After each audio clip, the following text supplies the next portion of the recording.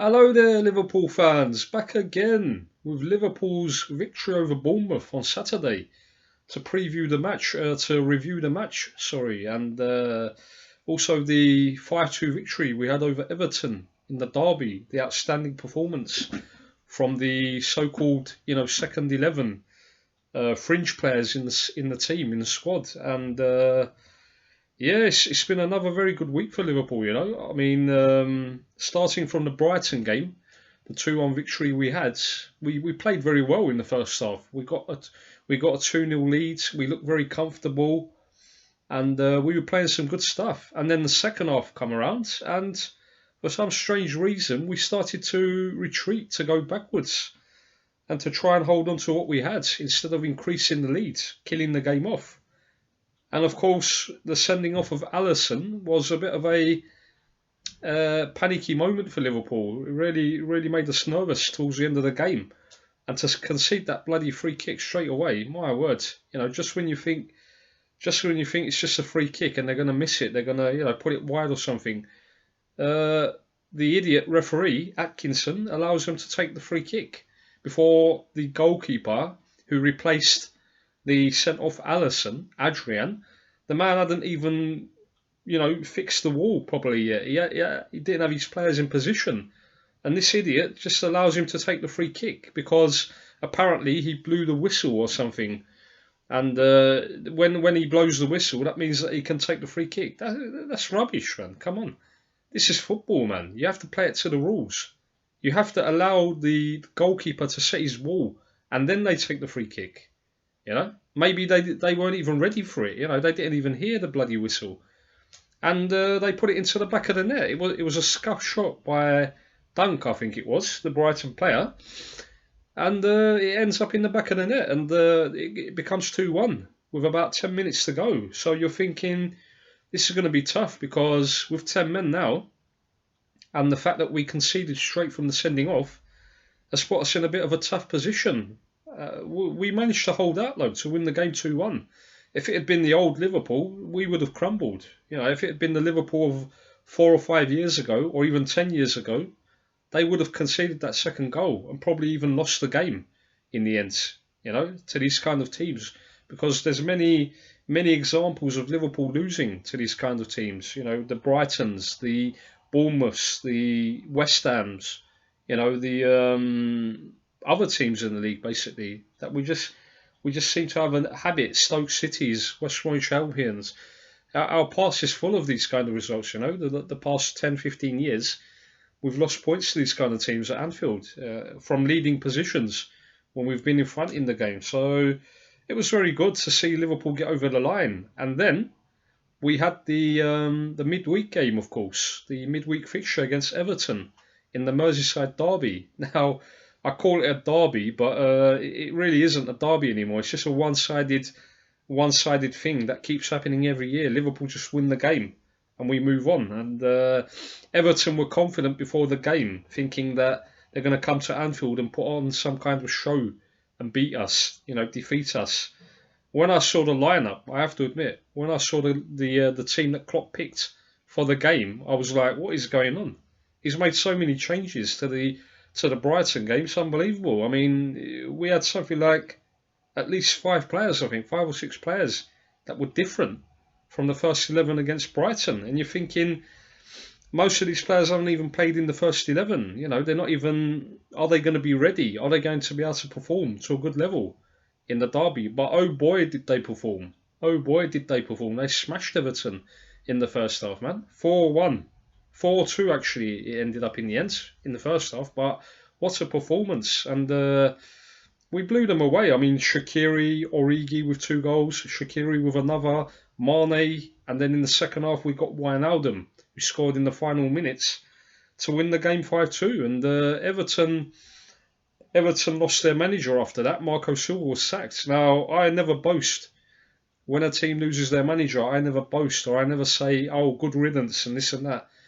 As a Liverpool fan, I always want to see Everton there because it is a derby. It is a Merseyside derby. The battles, the challenges, the just the nature of the derby. We need to have it, in the league. It's been there for many years. having to play Everton. And if they were to get relegated, it would be disappointing for Liverpool fans, really, because we are from the same city. The two teams are from the same city, and it's a derby at the end of the day. You want to have these kind of local derbies in the league, and so I don't care what happens from now on to Everton. I mean, hopefully they become better. It doesn't really matter for us because we won't be playing them for a long time. And of course, that was that. We won the game 5-2 to stay at the top of the league. And finally, the game on Saturday, the 7th of December against Bournemouth at the Vitality Stadium.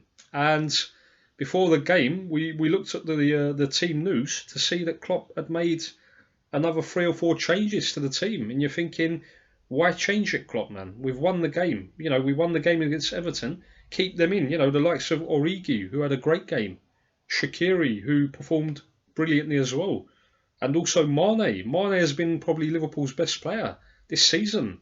Bar none. He's probably the best player for Liverpool, for the past, could be the past 12 months even. Forget about, just this season.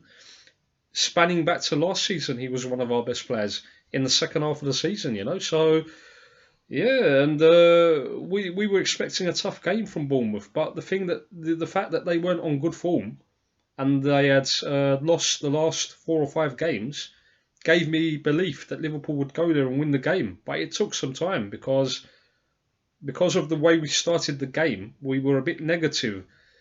We were a bit tentative going forwards, and we weren't looking for those killer passes to try and get the front players in and try and create chances to score goals. And it took us maybe 35 minutes to get the first goal from an outstanding long-range pass from Henderson.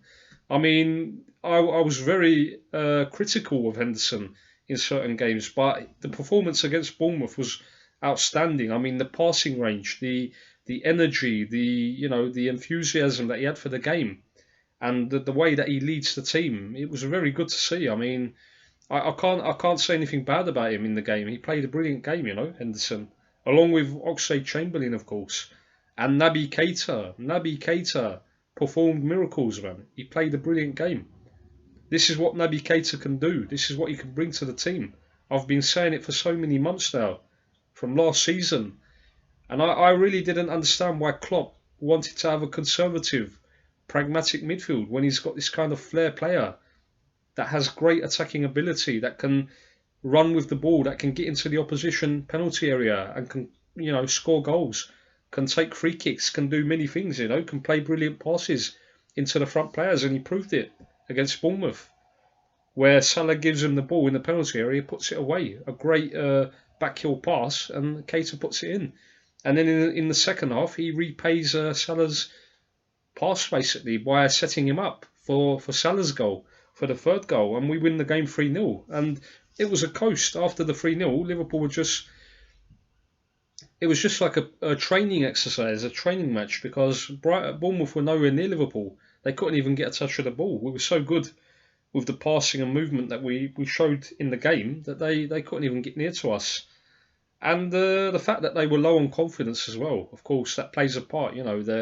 If this is a team that is on form, they will cause you more problems, but they're not on form at the moment. So, yeah, very good. And from 3 games, we get maximum points. 9 points to stay at the top of the league. Now, the only blemish that I see in this league is the fact that Leicester keep on winning, for fuck's sake, man. Leicester City are doing another 15-16 season. God forbid. We don't want them to overtake Liverpool, but it's an 8-point gap at the moment. But, I mean, the fact that they only have to play 1 or 2 games at the most a week, including the cup competitions, is quite frightening for Liverpool, because we have to play in midweek now against Salzburg in the Champions League, tomorrow, in fact, in Austria, which is going to be a very demanding game, a very tough game for Liverpool, because we need the 3 points, or we need at least a point, but we can't play for a point, for a draw. We have to go out there and try and win the game, because they have attacking ability, they have quality going forward, Salzburg, and they're probably believing that they can, overturn Liverpool, beat Liverpool, basically. So we have to go there with the mentality to try and win the game, because we can't just sit back and rely on defending, or sit back and rely on just stopping them, just trying to nullify them from trying to create any chances. We have to also attack when we get the opportunity. When we can spring into counter attack, we have to take advantage and take our chances and try and score some goals. Because if we score the first goal, that puts them in a very bad position. They then have to score two against Liverpool, and it's because they're going to be panicking. They're going to be nervous. It's going to be like a last chance saloon for them, because if they don't win the game, then they're out. They're finished. They can't get through the group, and Liverpool will end up finishing the group as leaders of our group, Champions League group. Now, it doesn't really matter, because if you finish first or second, you're still going to get a very good team in the knockout rounds of the Champions League.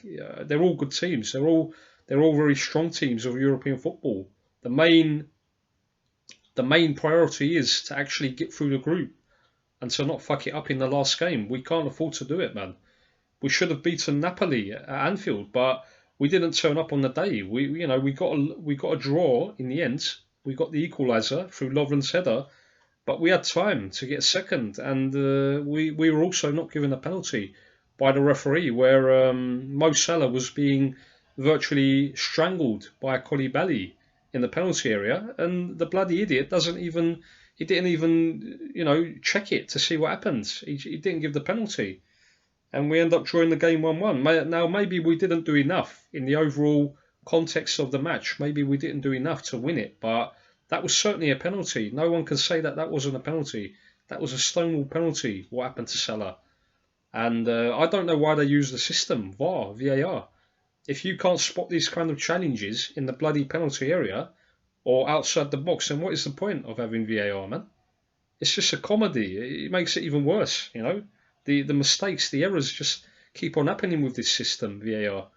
I don't think that it's done any good for football, really. I mean, it's created even more headlines. It's created even more errors in the game. The referees have started, become even worse than they were before, VAR. So it would have been better if it's just a human sport, man, rather than bringing robots into it, system technology into it. Just keep it as a human sport, And if the referee makes a wrong decision, then so be it, This is what was happening in football for 100 years or so. So it's down to the referee's decision at the end of the day, or the linesman.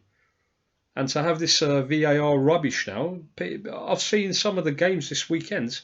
Some of the players that score goals are not even celebrating, man, because they're frightened. They think that it's going to be called offside, or it's going to be, maybe it touched somebody's fingernail before it fell to their feet, and they put it into the back of the net.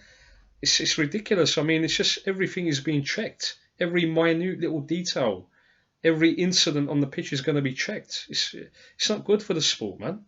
It'll end up killing football, because football is a spontaneous sport. It's non-stop. If you keep having stoppages all the time, then what is the point, man?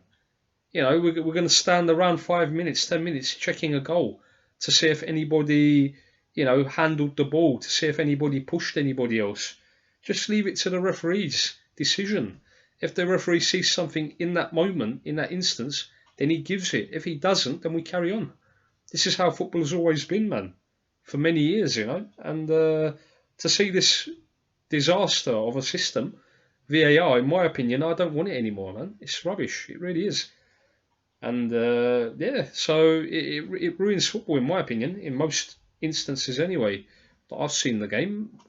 And of course, Liverpool are at the top of the league, and Leicester following us with an 8-point gap over Leicester. But we can't get too carried away. We have to take every game seriously, Liverpool. Now, we've lived through these situations where Liverpool have been leaders, or we've been at the top of the league, either at Christmas or after Christmas, and we haven't been able to hold on to it. So we can't afford to get carried away. We can't afford to think that we've won the league. We haven't won the league. There's still a long way to go.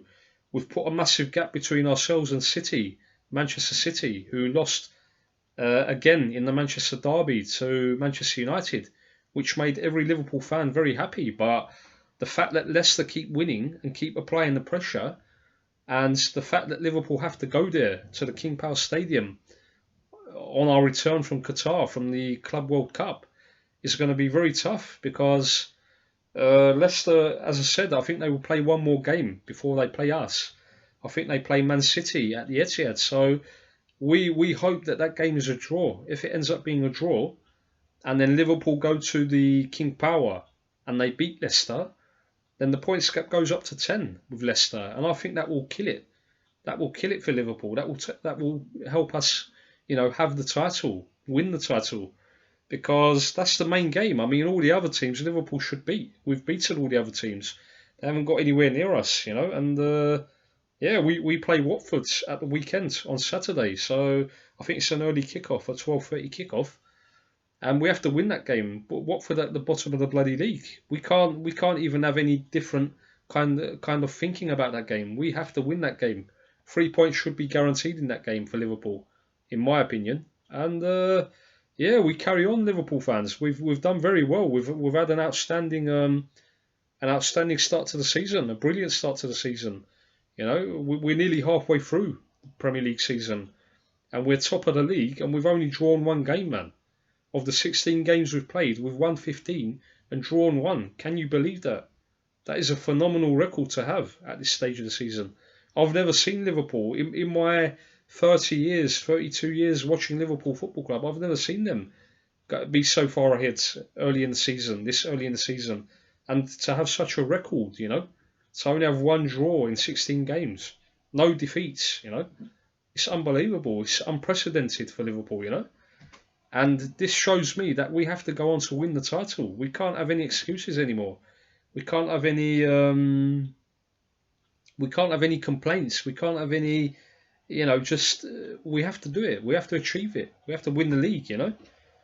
Of course, I want to do well in European football, in the European Cup, but we can let that one go this year. I'm not too bothered, because even if we get through the group against Salzburg tomorrow, then depending on who we get in the knockout stages, then I'm not too bothered, because by the time it resumes in February, Liverpool could have a healthy lead at the top of the Premier League, and we should be, with about 2.5, 3 months to go, we should be looking to win it now, the Premier League. When the Champions League knockout phases resume in February, we should be deep into the season, and thinking of winning the title now.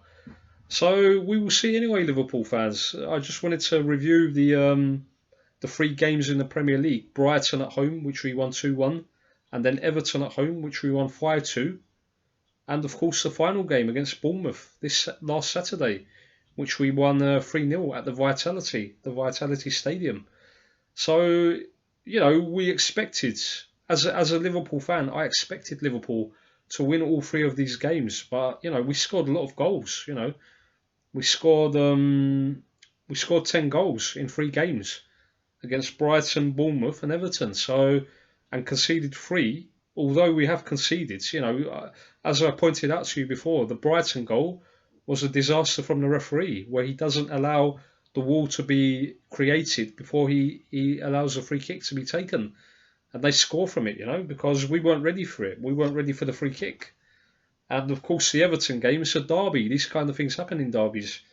When it's an open game, then there's always a possibility that you can concede at the back. And I think that Liverpool played that way intentionally. We wanted it to be an open game so that we can exploit Everton's defensive problems. And we did it, man. We scored 5. We should have had probably 7 or 8, because Mane missed 2 sitters in the second half, and I think even Firmino missed a chance. So we should have had probably 7 or 8 goals in the game, the derby. But 5 will do, man. As long as we get the 3 points, I don't care. Whether we score 1 or we score 6, it doesn't matter. In the league matches, you have to. The main priority, the main objective is to win the game, to take the points, the 3 points, and that's what we've been doing.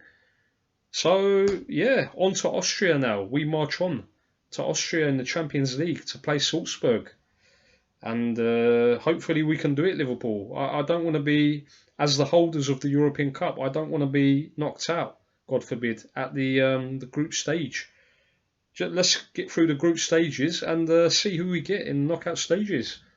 And if we're busy in February when we have to resume the Champions League knockout stages, and our mind is on the league title, then so be it. If we get knocked out, we get knocked out. We can't do anything about it.